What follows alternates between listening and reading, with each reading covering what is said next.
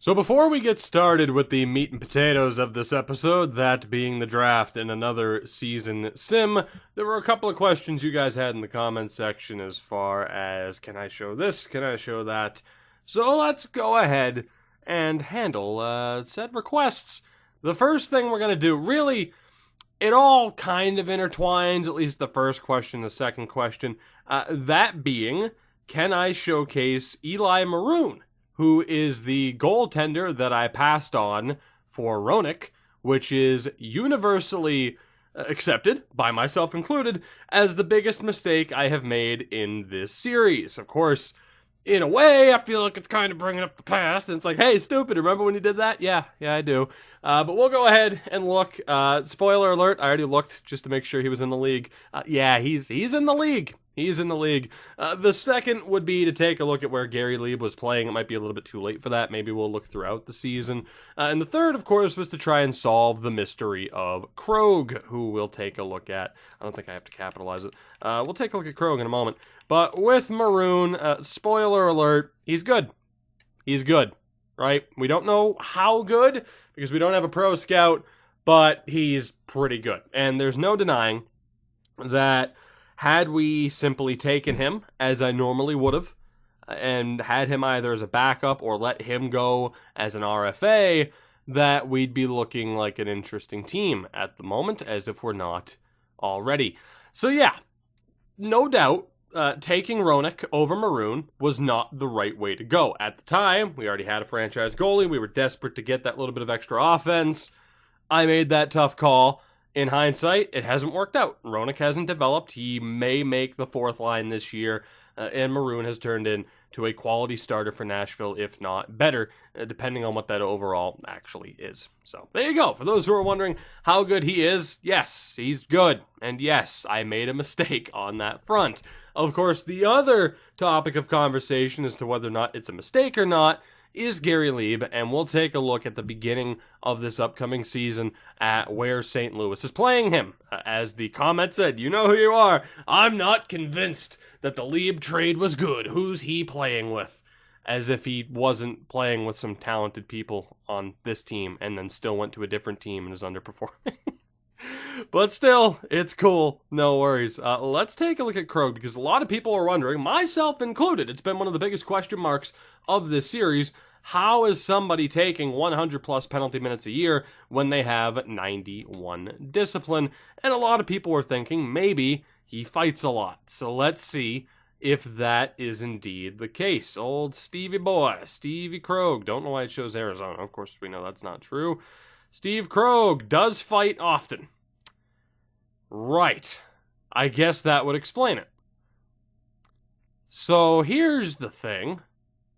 Would people consider it cheap for me to just do that? I mean, whoops, I hit the back button. Whoops, up, nope, no, God, I'm hitting, oh, God, no, I hit continue.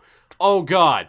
Maybe that means we have to keep Krogh for one season to see if he suddenly stops taking 17,000 penalty minutes a year. Maybe. Possibly. That would certainly explain it, though, even though his fighting skill is a 71. So that might be worth keeping an eye on. Maybe going to every player and hitting never would be a pretty damn good idea. Would that be overly cheap, or should it just be for a player like Krogh, who, in fairness, is like a legitimate two-way? Like, he's defensive, but he has some offensive talent to him. It's not like he's a fourth-line grinder. He actually has some skill. So let me know in that on that subject, in that regard, what we should do as far as, is it cool that I just changed that with Krogh? We'll see how he does this upcoming season. Maybe it somehow doesn't make a difference. And in the future, what do I do with some of our other players as well? And whether or not we end up changing the fighting tendency. That's the right word. Let's go with that as I stumble and stammer over everything. Now here's the good thing, right? As we go into this draft, controversy about me letting go of Gary Leeb aside, we do have the 8th pick of the draft, of the first round that is, and we do have the 26th pick. So we have a decent chance of bringing in some solid help. Will they end up being at a Gary Leeb level in terms of potential? Maybe, maybe not. Probably not. But still, I'd rather bring someone in where it's like, okay, you might be an elite third liner, but I'm only paying you $4 to $5 million instead of $8. So we'll take a look here. Louis Huberdeau, the Huberdeaus. 23 goals, 44 assists, A in shooting. Couple of B's, couple of C's. Theo Fleury comparison, that's not bad. You have Kim Raquel, 16 points last year. B's and C's, and you know what I just remembered? Hey, the patch was a thing, so I can do that now. 10 points for Fost. Don't have too much information on him. He is listed as a medium top 6, but it's not confirmed. Jalen Bonino. Hello, Jalen Bonino. B's and C's, Voracek comparison. Did very well in terms of points. Moroz, 19 points. That's not bad.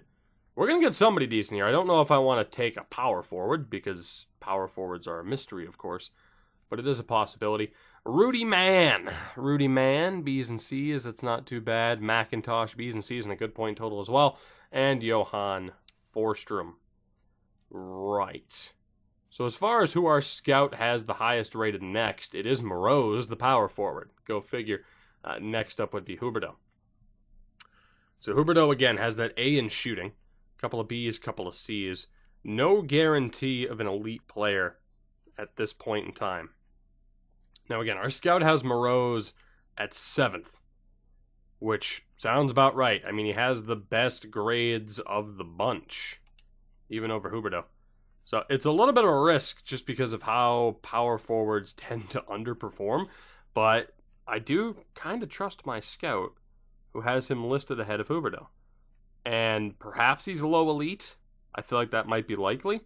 But he's clearly, at 17 years old, going to have a good starting base in terms of attributes. So, it's a tough one, because our scouts have him higher rated than Central Scouting. So it's a matter of whom do we trust. And I got to be honest, I think I'm going to trust our scouts above Central Scouting. Especially too when there isn't that go-to guy, and we're looking at probably getting a defenseman later on in the draft. So it comes down to Huberdeau or Moroz. I'm going to trust my scouts. I'm going to take Steven Moroz, mainly too because he's going to be able to immediately go into the AHL. At 17, he'll be 18 by the time the season starts, but at 18 years old, he's going to be able to go straight into the AHL and hopefully dominate. So it's a little bit of a risk to take a power forward. They traditionally underperform, but I'm going to take the risk today. And that brings us to our other first-round pick. Again, thank you, Gary Liebe. We start off mainly with Bokaboom. We'll take a look at Timo Curry.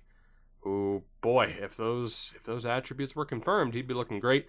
Julius Bokaboom. B's and C's, Ekholm comparison, that's not bad. You have Sam Dowd, who's more than likely a defensive defenseman. That's not going to happen. Hemingway. Right, no.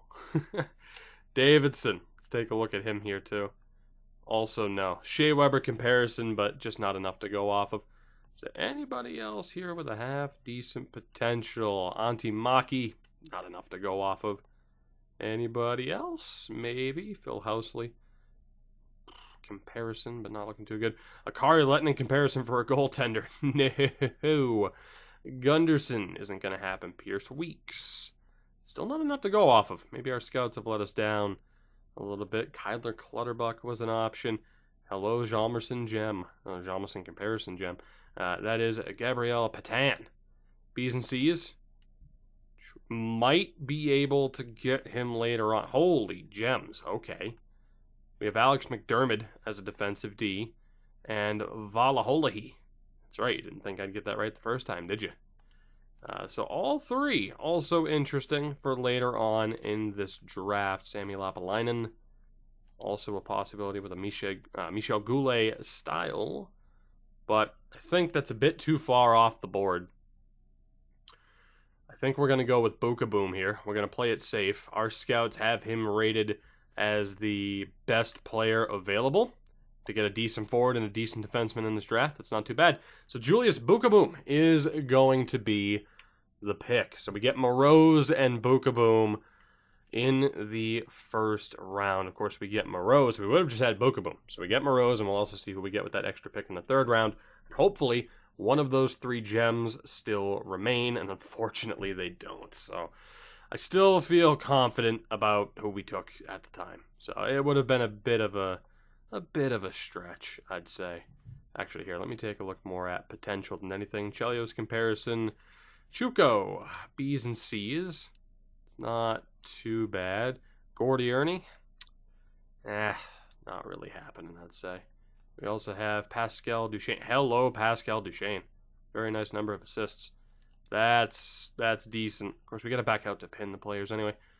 B's and C's outside the D in skating for Reese Gillies. That's unfortunate. Low top 6 in Kretschmann. That's not going to happen. What about Caleb Burrows? No. So we have a couple of early favorites thus far. Let's take a look at Juha Yasu.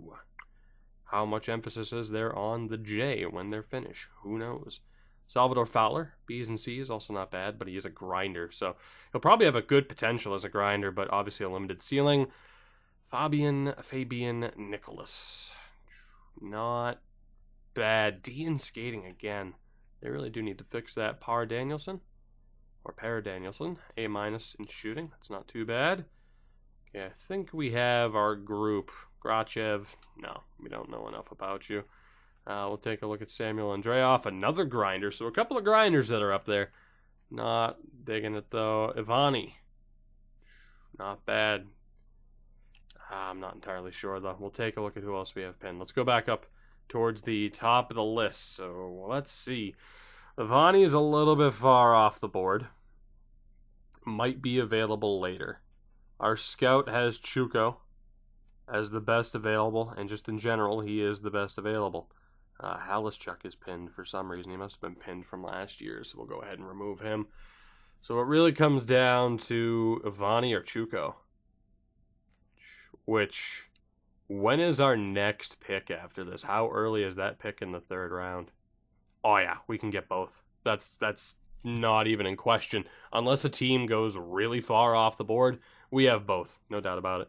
So, as far as in the 60s, it's going to be forwards regardless. Let's go ahead and take Chuko, and then we'll look for Ivani later. So, Brandon Chuko of the Lethbridge Hurricanes. It's going to be the pick. B's and C's. We know what the potential is, or do we? It's not 100% confirmed. Chuko is the guy. Again, we'll trust our scouts. We'll go ahead and sim to this extra pick that we also have for Liebe, and it will be not Fowler, and probably not Nicholas as well. Actually, in fairness, let me take a look at Nicholas. I don't recall that guy being there. Did I just look right past him? I didn't. We definitely looked at this guy. Oh, that's right. The D in skating. That was the downside. Ivani has a D- in skating. Oh boy, and it'll take forever, if it ever happens, for them to improve. Go ahead and put Nicholas back. So we need to make sure we do well with this pick, of course. The extra selection that we ended up getting for Leeb. Of course, we'll have another 3rd round pick later on in the round, or another pick later on in this round. I didn't even have to say 3rd round pick. You knew what the round was. Oh man, I need a goalie named Gaspard. If only he was a little bit better. Gary Smiles. Gary Smiles. I'm not smiling at your attributes, Gary. Hate to tell you. Low Elite and Adicalio? No. Okay, so I think it pretty much comes down to who we already have pinned. Ludwig Olas. No. Right, so who do we have pinned? We have 2 gems, neither of which look like a home run. I'd say Ivani's obviously a bit safer of a pick than Nicholas. It's probably going to be Ivani. I'm a little bit worried, though, about some of the grades. Nicholas has the better attributes now, but Ivani has the better potential.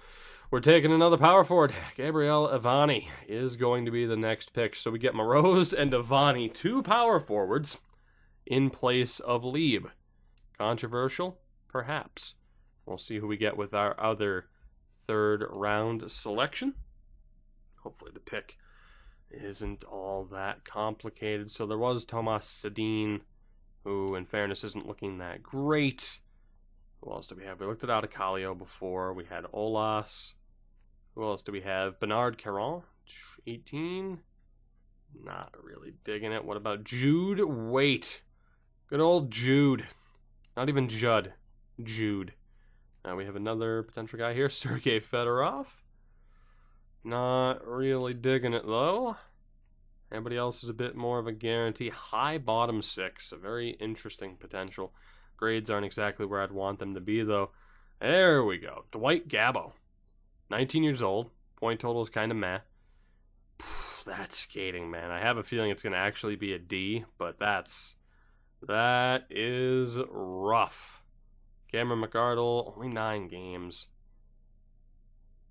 When in doubt, take the goalie, and McArdle could be all right. We know absolutely nothing about him. Christian Carlson, old double K, not looking that great. We have Caleb Stortini from the Calgary Hitmen, 57 points. Hello, Stortini. Not bad. I got a feeling he's going to be low 6, but those starting attributes might be solid. Van de Velde. A couple of D's in there, though. Unfortunately, Kim Soderstrom. No points in 13 games. Yeah, not feeling it. Carpet him, we would have had to see a decent point total. Edward Miura. Absolutely not. No. So, not looking like the strongest draft at this point, admittedly. As far as who we're going to take, I mean, it probably has to be Gabo the Gem. Probably has to be. I think McArdle has a chance to be great. The one thing I'm worried about with Gabo is that he's 19 and that his skating is horrific. And then there was Stortini, who in fairness has a good point total at 19. Offensively isn't bad, but again, that skating is absolutely brutal. I feel like McArdle could be solid. Those grades aren't locked in. I know with Stortini, good shot, but the skating's brutal. I know with Gabo, fairly well-rounded, kind of. The skating is brutal. And then McArdle is the mystery box. He is the mystery box, where it looks like he could be solid, but is now the right time to play the game of the mystery box when we have a gem. And even Stortini, who again looks half decent, especially considering we're not trading. Oh, boy. Am I blinded by him being a gem? I'm not really, because he's 19. It's going to take him forever to develop. I'm going to go with my gut here, and I'm taking the mystery box. Hate me if you will, but the low skating grades of the other two, we already have some players that have some pretty poor skating. That might also factor into penalties being taken because they can't keep up with the run of play.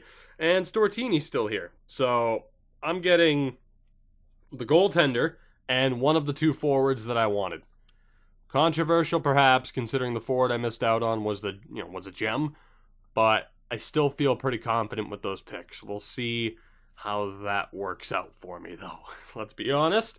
I'm not exactly batting 1,000 in terms of taking a risk in this series. So, Tervainen, no. How about no? Caden Knubel. 20 years old? No, absolutely not. Is there anybody else here? Daniel Reed. Not bad. Kind of bad. Yeah, not feeling it. Who else? Lawrence Randall. No. For a 20-year-old, no, I need to see better attributes than that. Couple of unknowns. Yarrow Orr.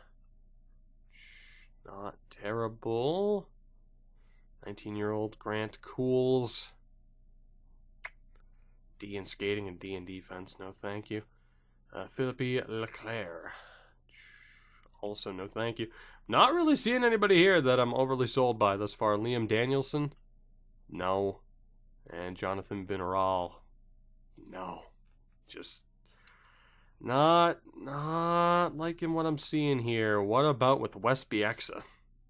No points as an 18-year-old. Good Lord. Well, you have a good potential, but Jesus. Please tell me Klubertons is a little bit better. 18 years old. Oh, my God. Confirmed E in skating. How long is it going to take him to develop if he ever does? Bowden's. 23 goals. I like that. It's a little bit better.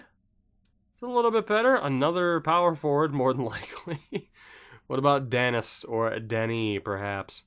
I'm sorry. I've been just blinded by the UFC and Dylan Dennis. Google him.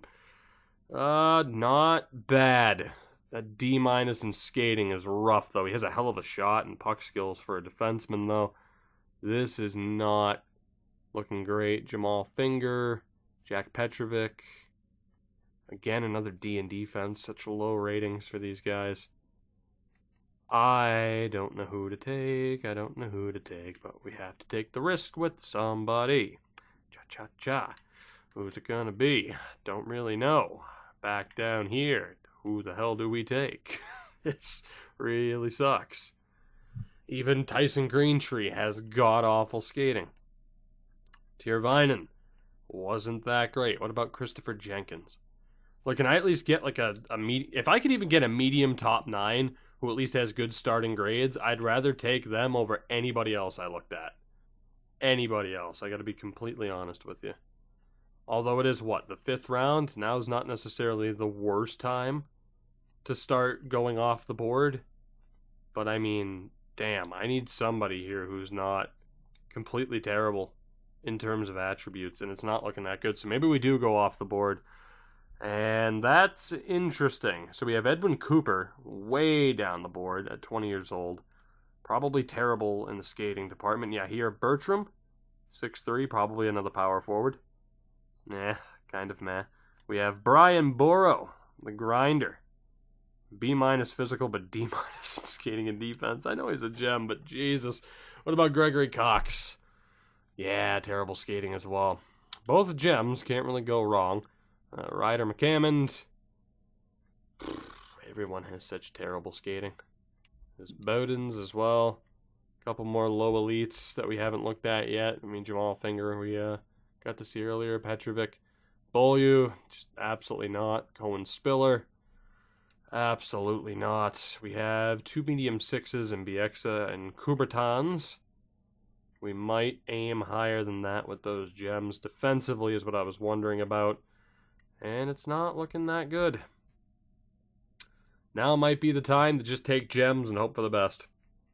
So let's go off the board. Brian Boru, the grinder. Congratulations. Welcome to the California Golden Seals, because I have no faith in anybody else I've looked at that's upcoming in the next 2 rounds, really. So we'll go back to gems.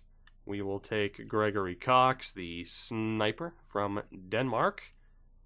And we're looking good. Kind of. 7th round.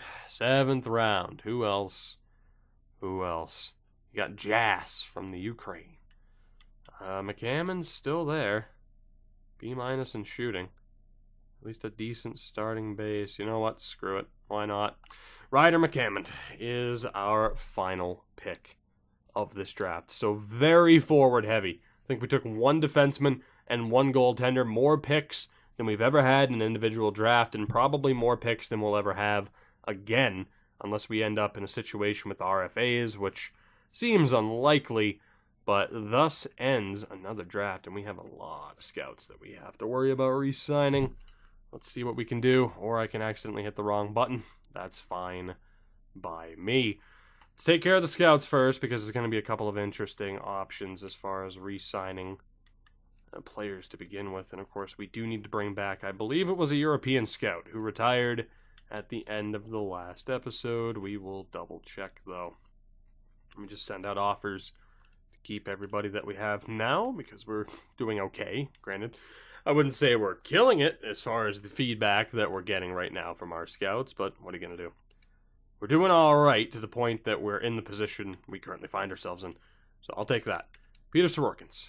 It's the last guy that we have to sign. So, in terms of the re-sign phase, who do we have to worry about? I already know. I'll just preemptively get the calculator app up. And let's see. So, goaltending.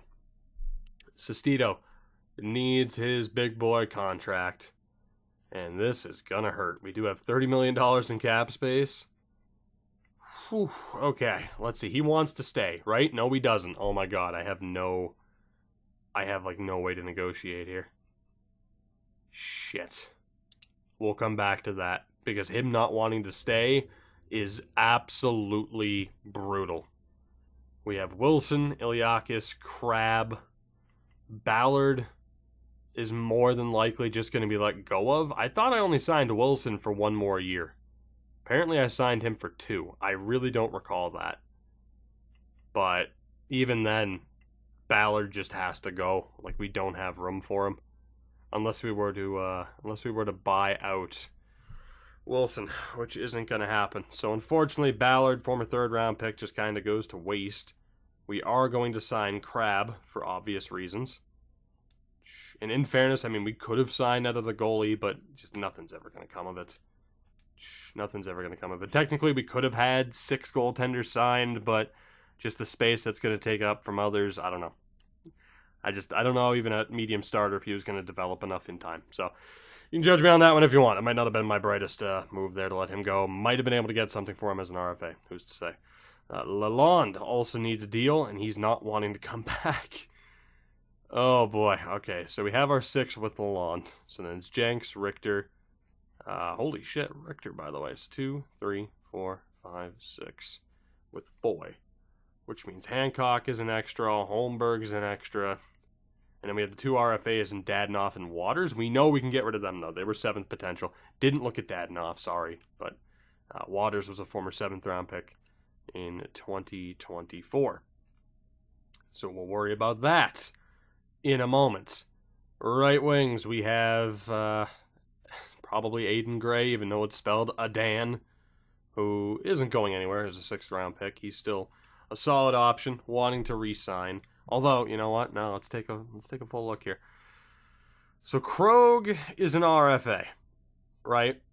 Krogh's an RFA. Had I not changed the fighting, I would just qualify him and hope that he leaves, which is probably the same thing that I'm going to do right now, to be honest. Wong doesn't want to sign either. Okay, this is getting to be problematic. So if we sign Wong, let's just say 5, skip Krogh is 6, 7, 8, 9, 10, 11, 12 with Bure. So then from there, Whitmore is the first, so that is 8, 9, 10, 11, 12 with Winchester. Which means Bouwmeester doesn't have to be signed, Macaulay doesn't have to be signed. Is there anybody down here that has to be signed? Thank God the answer is no. There's a couple of players that could be signed. But for the most part, I don't have to worry about it. Winchester at a low 9. I mean, he's going to be let go of. That's fairly straightforward. Is there anybody else? Soro will be brought back. Reed at a low 9 is going to be dropped. There's no way anyone qualifies him, so we'll just go ahead and outright release him. Roenick will stay. He's at least going to be a decent AHLer for us. So what this roster looks like is a very good question. In terms of who we're keeping, Gray will stay. I was tempted to see if he was going to be worth potentially moving on from, but we'll give him the 3 years that he wants, and we can drop that down to 1.7 just to save a little bit, which doesn't seem like much. Trust me, it's going to factor in if it's going to be as difficult to sign some of these guys as it looks like it's going to be. So Sundin is back. Krabbe. Gray rejects. That's unfortunate and doesn't make a whole hell of a lot of sense, but sure. Okay. Forward-wise, we need to sign Gray. We need to get that out of the way. Give me a slight discount, just something, anything, work with me. Krogh, there is a chance that your problems have been solved by me switching your fighting. But this is my best chance to get compensation for you, and I'm not going to risk it. For some reason, sir, it might have been the fighting, but you're kind of broken, so we're going to qualify you and expect you to move on. With Wong, oh my God. Like, there's no way. Okay, let's try to sign Gray. Hossa stays, for obvious reasons. Just give me literally a slight discount. Booze is going to stay, for obvious reasons. We're not going to commit to him long term. But we'll try to keep him. Eddie will stay. Same thing, we're not going to commit to him long term. But he's worth keeping around for now. Bure at 25. That's a tough one. Difference between him and Booze is pretty big. There's an outside chance he could get a little bit better, and because we're not that pressured into signing that many players that we currently have unsigned, I'm going to bring him back for one more season. Whitmore, same thing. Not committing to you. Like I said, if I were to qualify Bure, the odds that I get anything for him draft pick-wise, especially with the money he's asking for, quite slim. So the only one to be concerned about there, about compensation, would be Krogh in the first place. See if we can bring back Roenick. Sorrow will obviously be signed, and we'll take a look from there. And the big thing here is, can I sign Sestito for 1 season? Oh my god, I don't know how we're going to keep this together right now. There's an outside chance of me losing Wong for nothing. Sorrow signed, Gray signed, Roenick, Eddie, Hossa, Bure, Whitmore, Booze. Alright, let's go back and double check. We got to be so careful here. We get $27 million in space. I should be okay. But there's no guarantees. So forward-wise, again, we have to worry about signing Wong. We're going to assume that Krogh is gone. So let's just say that 8 is Hossa. So from him down, that is our 16. And then from Arkhipov down, we need to sign 3 players. Out of this bunch, we need 3 players. Right, so who can actually sign? We need non-Canadians, so Boro could be signed. Boro, Cox, Ivani, McAmmond, Moroz as well. We will sign Moroz, as discussed. So I need 2 more. 2 more players out of this bunch. And I'm honestly not sure. I'm honestly not sure. Ivani could be signed. It's tough to say who's actually going to be half decent here outside of Morrow. 4th round pick there. 3rd round pick in Ivani. 2nd rounder in Chuko, who was not eligible. So right now Ivani is looking like the best option. And perhaps Hutton. But he's Canadian. So, Ivani, congratulations. We're going to sign you just because I can immediately send you down to the AHL. And the 1 extra is going to be, again, Canadians everywhere. Boro, Cox, or McAmmond. McAmmond, low elite. Cox, low elite. Boro, confirmed low elite. Let's see. Boro was a 5th round pick. Cox was a 6th round pick. McCammon was a 7th. Congratulations to Boro. We'll go ahead and take him here. And he'll be the other AHL addition this season. So, before anything else, and again, we have Lalonde to worry about. Shit. Okay, first step, Sestito. We need to get that contract handled. I'm going to go 1 year at 13 mil. Hopefully he accepts that. And then hopefully next year he actually wants to re-sign. That would be extremely helpful. Defensively, Lalonde, same thing. We're going to have to treat this as a year-by-year kind of thing. Hopefully we can get him on a year where he wants to re-sign. So again, we have Jenks, Richter, Fernandez, Bannister, Cullen, and Foy.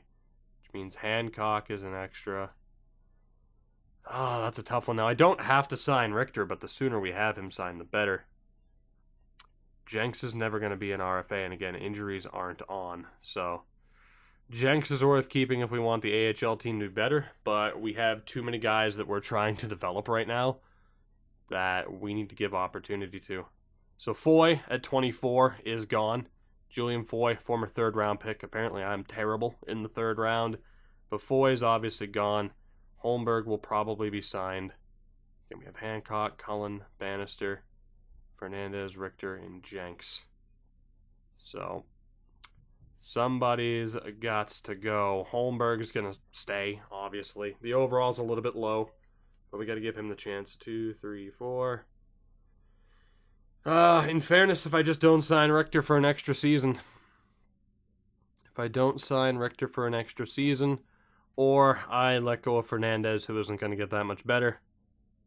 And we try to let Richter take that spot. Can Richter even be signed? He is American. Okay, so he can be. He can be. This is such a tough call. And then Jenks. I mean, just letting him tear up the AHL. He's another guy who just has terrible skating, and I feel like that's really held him back at the NHL level. I don't see Fernandez getting that much better. He can actually skate, though. I gotta be honest, I think that's the end for Aiden Jenks. He's 26, former 4th round pick, surprisingly wasn't taken in the 3rd, played quite a few games in the NHL for us. 3 seasons worth. But Aiden Jenks' time has come. He is gone. Hate to see it. We will keep Fernandez on a 1-year deal, hopefully, and we'll sign Richter to his ELC, even though we don't necessarily have to, but he's good enough that we need him playing in the AHL as soon as possible, especially, too, if Lalonde bails, that is the natural replacement. And then Caden Wong, same thing here, buddy. Go like 7.8 for 1 season and just try like hell to keep you and not lose you for free. So, as it is, now imagine this situation, but we're also paying Leeb $8 million a season. You know, Moreau, Zavani, Sestito rejected, Fernandez, Boro, Holmberg, Wong, and Lalonde rejected. Richter signed though. Okay, so the big 3 that we currently have to worry about all rejected. In fairness with Liebe, we might actually have been able to make it work. It's going to be close though. So again, one last look over. So it's just Wong that we have to worry about for forwards, which is kind of nice. Defensively, it's just Lalonde, and then goaltender, it is Sestito. And as far as how the goaltending situation pans out next year, I honestly don't know. There's a chance Wilson just sits and Iliakis is the backup. There's a chance. So Sestito, again, let's try to solve this. We'll go up to 14 and hopefully just get him signed. He is the most important by far. So we'll go up to 14 mil for him. Lalonde will go up to 6.8, or let's go 6.9 for the memes. And for, let me just go to all expiring, Caden Wong. Again, he wants just a boatload of money. We'll go 8.5. And as it is, that's going to be far too much. So let's hope that Sestito accepts, and we are in a shitload of trouble. It's actually impossible. Had we kept Liebe, it's already impossible, I think, for us to walk away in this situation winning. Yeah, all 3 rejected. I have 2 days left here. There is an outside chance of us losing Lalonde and losing Caden Wong for absolutely nothing. But there's really not much we can do. So again, if Wong's going to take about $9 million to sign. Lalonde's going to take, let's just say we're at $17 million for them. Yeah, we have to go Sestito first. He's the most important. If we lose the other 2, so be it. But we have to try and keep Sestito at least for this next year. And then hopefully at the end of this contract, he's willing to stay and we can save a little bit of money on a discount. So if we lose the other 2, one of the other 2, both of them, so be it. That's the way it goes for just how everything panned out. It's just the way it is. So again, $13 million in cap space. It's going to be super close. It's going to be super close. All expiring. And again, if we had Liebe, this is impossible. Of course, some people would argue I'd rather have Liebe than Wong and Lalonde, and you might be right. And of course, we'll see what we can get for Krogh. I don't know who's more important here. Both are pretty damn important at this point in time, unless we want Richter playing our 3rd pair next year. Caden Wong's been pretty damn good, but that contract is ridiculous. Pretty much what I'm going to do. We have $13.7 million, right? So, again, I just don't see how this happens. We're going to send Wong a $9 million deal. We're going to send Lalonde a $7.5 million deal. First come, first serve. If they both reject, they're both gone. And that's the way it is. So, we shall see. I don't know. I honestly could have sent them both a $13 million offer, but it is what it is at this point. So, I'm not totally against both of them leaving, I got to admit. Wong rejects Lalonde. Yeah, there we go. So, Caden Wong and Lalonde are gone. The Wong and the Lalonde are gone. Unfortunately, unlike last year, of course, they go to the open market as UFAs. So there's not really a whole hell of a lot that we can do, as Nathan McKinnon is a free agent. Capo Caco, among others. It's kind of weird that we wouldn't have the full report there. So yeah, he's looking for 8-3. We'll keep an eye on that situation, but they're pretty much gone. And that's kind of what happens. You have a window to find success. If you don't find success in said window, you end up losing players. That's just the way it is. Yeah, let's get a European scout here if we can to fill that vacancy. Let's get one more European scout, and I still do plan on simming the season here. Oh yeah, we can go for Mashenko. Still plan on simming the season here, perhaps, maybe. I don't know. It's been a little bit more difficult of an off season than I expected it to be, just mainly due to the outcome there. I didn't expect to lose 2 players. I thought after we dropped Leeb we'd be able to make it work, but the one thing you can't exactly plan for is players deciding that they don't want to stay. You can't really help it. Krogh hasn't signed yet. There's an outside chance he's coming back. Let's take a look here at where our former friends have gone, if anywhere. Where have they gone? My God, a lot of players have signed too. It's a hell of a free agent class. Caden Wong to the Boston Bruins on a 5-year deal. So Wong to the Bruins, and unless I missed the other move, I don't see it. Lalonde to Arizona. Okay. So we'll check Boston and we'll check Arizona to see what these guys ended up getting. But needless to say, it's a hell of a lot more than I was wanting to pay for them, and probably, I don't know if it'd be more than what I offered. Wong gets 8-6 over 5 years from the Bruins. No fucking way was that happening. No way. It just wasn't going to happen. He's not worth that. And Arizona signs Lalonde to 6-6 over 4 years. That for a third pairing defenseman wasn't going to happen. So that's the downside. Again, we have to let go of certain players to make sure that the core is secure. The big thing here is whether or not we'll end up getting any compensation for Krogh, or if he's coming back, which could still happen. He might just sit there. I mean, if he does sit there and I eventually get to the preseason, we'll probably just look to sign him for this next season, or he'll just outright accept our offer. So I have no idea what the hell he signed for. I was really hoping for an offer. I guess maybe, considering that was probably at the beginning of August, end of July, maybe I should have just gone through it and sent an offer in the first place. But I held out hope for an offer. So we'll see what old Krogh is signed to. Hopefully it's nothing too brutal and nothing that will require a buyout if his penalty issue hasn't been solved. And there's a chance he's still going to have one hell of a penalty tendency.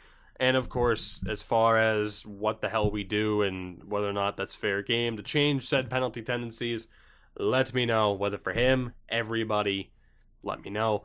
As once we get to the preseason here, we're going to set up our roster, of course. I'm going to sim about a month and a half, 2 months into the season. That way we get an early look at what the team's looking like. I'll also be able to take a look at St. Louis and see what Liebe is up to. So here we are. Krogh is back, which in fairness, we were planning on having him or Wong back, so it's fine. What's Krogh signed to? 4.1 for this year. That's fine. He's a UFA at the end of next year, though. So that's the big question then. We didn't get any compensation for him. If he still has a penalty issue this season, then we just let him go at the end of next year. It is what it is. I tried to get compensation for him. Nobody would bite, which is probably an indication over how he's going to perform this season, if I had to guess. But let's take a look. So again, goaltending, Sestito and Wilson. We'll see about Iliakis. We'll see. There's a decent chance Wilson just ends up sitting for this season. And there you go. Richter. Richter is going to be on our third pairing this year. We have that incredible 5. We are going to have to go and sign one extra defenseman now who's AHL eligible. And again, I don't really regret letting go of Jenks. I'd rather have someone here who can actually develop. It comes down to Saugus or Bukaboom. Can either be signed. Both could be signed. Let's have it be Bukaboom. The higher draft pick. Bukaboom, welcome aboard. He'll be down in the AHL this season. And we'll see how this all plays out. I mean, there have been some twists and turns to what's gone down here that I certainly didn't expect. As we get a look at our lines, 11 and 12 with Nylander. So Whitmore, Roenick will probably start the season down in the AHL, which is fine. Let's take a look at what our squad's looking like for this upcoming season. Of course, all the different line combos that can be discussed. Needless to say, this roster isn't exactly set. Kaliyev on that side. I'm going to swap him. So Red and Fragapani and Baldwin still looking like it's going to be the top line, unless we want to put Ivanov up there. But Kaliyev, Ivanov, and we'll go with Aiden Gray, even though I want to call him a Dan, because you're missing a letter there, Aiden. But yeah, he's there. Third line. Don't know about Nylander being there over Hossa. Hossa's definitely more physical. Yeah, Nylander has the bit more of an offensive touch, so maybe. So Hossa, 85 offensive awareness, even though it's not locked in. I think we'll go Nylander, Krogh, and Bure. Hossa, Booze, Eddie. And then defensively, of course, Niedermeyer and Rokon. Zeeler with Fuller, Richter, and Pielstrom. Goaltending, pretty straightforward. And then down in the AHL, for the beginning of the season, we're going to have Iliakis, and then between Saprikin and Crab, I'm honestly not sure. I think we'll start with Saprikin, just because he was the higher of the overalls, or, putting him, going best lines resulted in him being in the lineup. So let's see, Holmberg is ours. Kaspar is not, and Bukaboom is Holmberg. Welcome to the lineup. And Sean Mayer will be out for Bukaboom. So we will eventually sort that by overall. For now, we can only kind of leave it as is. Oh, in fairness, yeah. All right, and then forward-wise, who is not ours? Skewen, Lang. There's someone else here, too, that isn't ours, right? Tyrell, that's what I thought. Okay, so we'll be taking out those three. We're going to go with Brian Burrow at center. Lang will be out. Was that other left wing ours? Theodore isn't, right? No, I was going to say, I've seen that name way too many times. Moroz and Ivani, welcome to the team. And from there, we'll leave the lineup as is, and we'll double check back in a month or two, as mentioned. But this is what the roster is shaping up to be to start this season. We still have the champion tag, so anything is possible. But needless to say, we need to find some success here, if anything, to convince our franchise goalie that it's a good idea to stick around, which right now he's clearly having some second thoughts. We've already lost Wong and Lalonde. You talk about getting rid of Gary Liebe. The team has changed, as mentioned, and I knew that early on, and some people were like, is it a big deal managing the cap? Yeah, it is in those early stages, because if you don't play it safe, you see here, I played it safe, and yet still, we didn't have the cap space to keep some of these guys. It is what it is. You have to be careful in those early stages. That's why I wanted to get our guys locked up to long-term deals. If you have an 86 overall who's going to turn into an 89, yeah, lock him up to an 8-year deal on the 85% discount and do what the hell you can. So, I'm still feeling all right about our chances. I'll double check the amateur scouts as well, because I didn't see where the new boy ended up going. So we'll double check that. But let's see how we do in the early stages of the season. Like I said, we're going to sim about a month and a half here to the middle of November, and that will give us an opportunity to double check over, confirmed overalls and potentials and everything else before we probably call it for this episode. We'll finish up the season sim and get to whatever's next. Hopefully the playoffs, but potentially a draft if it goes poorly enough. Time will tell, as Leeb and the Blues hand us our first loss of the season. Not all that surprising, I do suppose. I'll take a look at Arizona, Boston, Nashville, St. Louis, the teams that we know are now the home to some of our former players. As we've lost 3 out of our last 4, can we end the month on a win? Yes, we can. So 6-3 as we head into November. North Bay at 5-5. Still not exactly expecting them to find any success whatsoever. So we have 4 games left before we hit our target date of the 15th.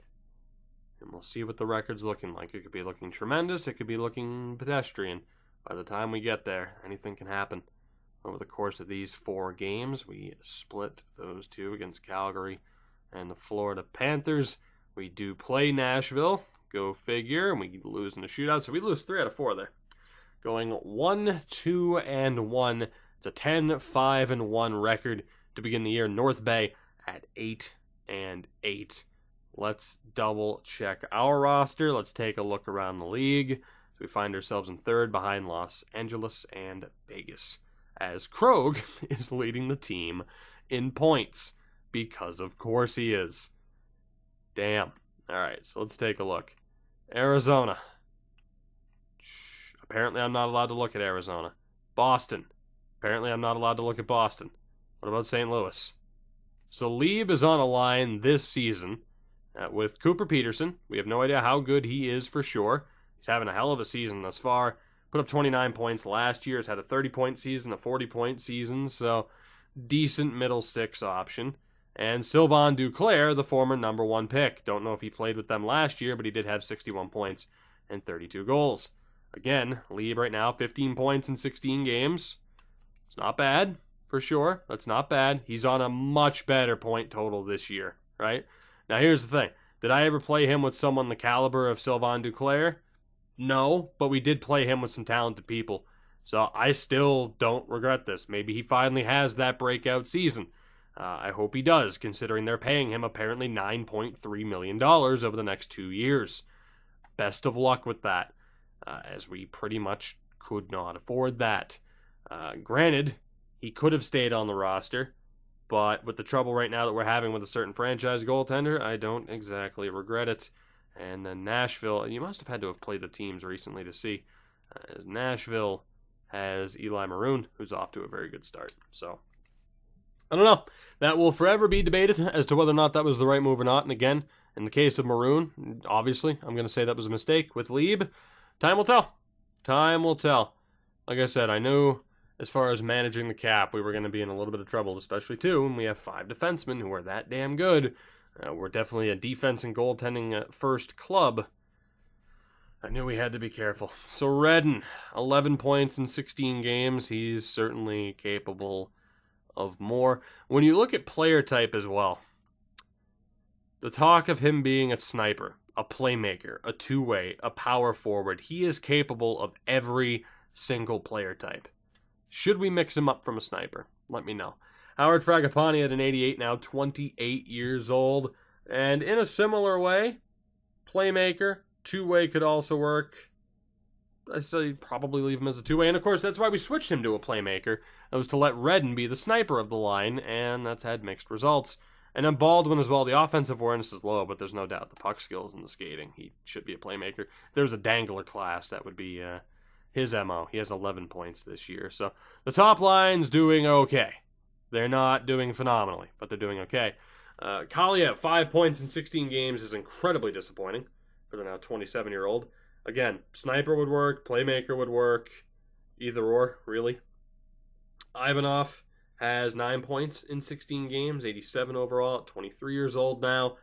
Similar thing, playmaker, sniper, two-way. I'd probably feel more comfortable at changing him back to a two-way because of that crazy defensive awareness. And then Gray, the former 6th-round pick, in terms of play types or player types, playmaker is probably better suited for him than sniper. Two-way would also be pretty effective with that defensive category. It's only a 3.5 star, but it's actually fairly good. He has 6 points. He's an 81 overall at 24 years old. So someone who ideally would be in a bottom 6 role for us, mainly on that third line. You have Kim Nylander, who's definitely stepped up, thankfully. He's an 80 overall. Of course, still at medium top 6 at 21 years old. He had 7 points in 16 games. In terms of a player type, kind of a similar situation. Probably a better sniper than playmaker, but could be a two-way if needed. So that's not too bad. Krogh, of course, 10 penalty minutes in 16 games, so he's not on the same pace as last year. 5 goals, 8 assists. And again, similar story. I think he's probably good as a two-way, as he currently is. Maurice Bourret, 25 years old. He's a 79, only has 2 points. In terms of a player type, two-way is definitely the best way to go for him. Again, a decent bottom six option. So, of course, having him on the third line probably isn't ideal. You have Miroslav Hossa, 80 overall, has 6 points. He's 23 years old. In terms of a player type, again, two-way, power forward perhaps, maybe even a grinder. He's a little bit undersized to be a power forward, but not bad. Roberto Booz is only 25. I feel like he should be 36 already. Has 5 points in 16 games, a 78 overall. In terms of a player type, sniper's not a bad way to go. Maybe even a grinder wouldn't be the worst in the world. And then Kurt Eddy is an 80 overall, has 4 points this season. Player type, yeah, grinder kind of works. Although power forward might not be that bad with how good of a shot he has. So, options. As far as our offense is concerned, it's not terrible, right? It's not terrible. We're lacking a little bit of a punch in terms of star power outside of Redin, Fragapani, and Ivanov, for sure. And again, that option's always there of splitting the three of them up and having the best center core in the league. That's always an option. Defensively, you have Niedermayer, 4 points this season. In terms of a player type as well, he's currently listed as a two-way, which, with that skating ability, I think we could easily change him to an offensive defenseman. Let me know what you think in that regard. Rokon has 4 points and 33 penalty minutes, so he's another one to check as far as his fighting consistency.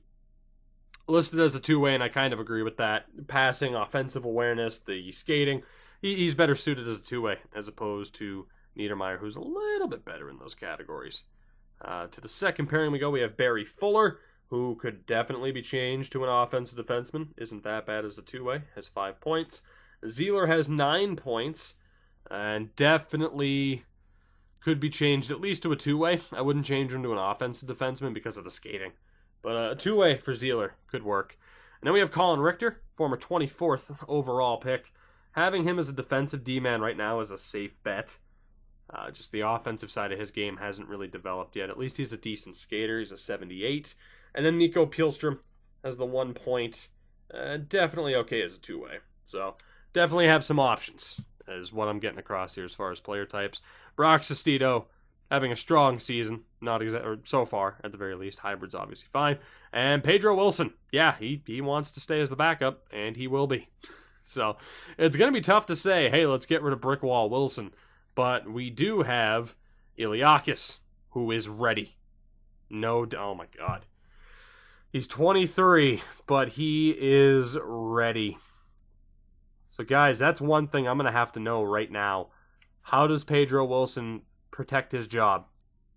What does he need to do for us to say, you know what, it's worth keeping him and just having Iliakis tear up the AHL? Because there's no doubt Iliakis deserves a chance at the NHL level. Ivan Saprikin as well as a 76. He's been pretty bad so far, but we do also have Stu Crabb there. So we need to figure out that goaltending situation. We can really only have this one season where it's not exactly sorted. Defensively, Fernandez, Bannister, Bookabum's only a 64. Ugh. That's who our first round picker would have been. He's 18 though, and is already playing in the AHL, so he at least has time. Holmberg, former 6th round pick, looking okay. Hancock, former 1st round pick, still looking all right. Cullen, not bad. Bannister, also not too bad. And Fernandez is looking okay. So in terms of overall, we're already set up. And then offensively, if we were to set this up based on overall, I think I'll do that after. Avani, unfortunately, is pretty low in terms of overall, but he's 18. He has time to get out of it. Moroz as well is a 65. So it's a little bit low for an 8th overall pick, but he's 18. He also has time to develop out of it. And Brian Burrow for a 5th round, fuck it, let's go for it pick isn't that bad either. I mean, he's at 56. He's gonna have a good season. Then you have guys like Arkhipov, Svoboda, Soro, who I'm glad that we ended up signing. Jean-Francois, who's really turned it around. Nazarov up to a 77, so he's going to be pushing for a bottom 6 spot soon, as are Roenick and Whitmore. But of course, they're a little bit older. So guys, with that, I'm going to call it quits here. Just past the hour mark, roughly. I need just to say I'm looking forward to your feedback as far as what we should look to do with the roster, especially in terms of player types and goaltending moving forward. How do you think this team's going to do despite some of the changes? Is this the year that we take a step back? Is this the year that we get into the playoffs and finally do some damage? What do you know? Let me think. I'm going to optimize the Lions, particularly down in the AHL, and adjust some things based on your feedback. And in the next episode, we go through the 2028-2029 season, and hopefully from there, next episode's also a playoff episode, or more disappointingly, it would be a draft episode. So, guys, as always, support the video, support the channel, support me. Check out everything in the description. Click that stupid bell, and I will see you guys in the next one.